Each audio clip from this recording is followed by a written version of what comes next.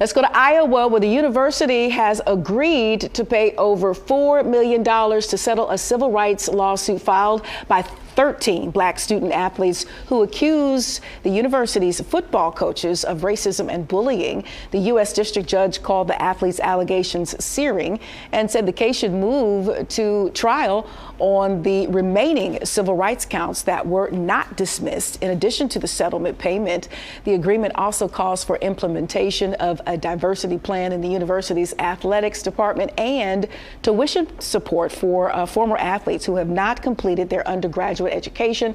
The settlement will be paid from a combination of state general revenues and the athletics department. Yeah, I mean, when I read this story, and we oftentimes talk about the effects of the anti-black racism in our schools and on our campuses and how that affects learning environments. Well, these student athletes had to go out and perform on the field, on the court, and in the classroom, and the things that they had to contend with, being referred to, as the N-word, by their coaches. They said things like, what gang, is he in, referring to different black athletes, would diminish them by saying, you're really not all that smart at all, right?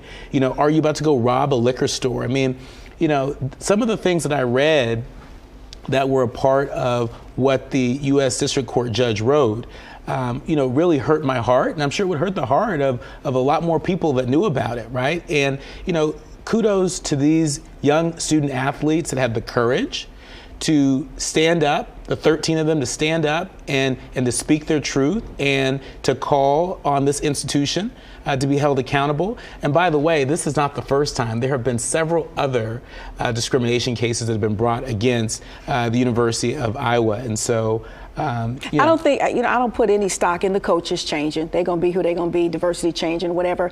The only thing concrete I take away is give these young men and or women the money to complete their degree. I love that. So they can go out into the world and properly be the change. That's my takeaway from the story. Yeah, well, hopefully they will be the last people to have this experience.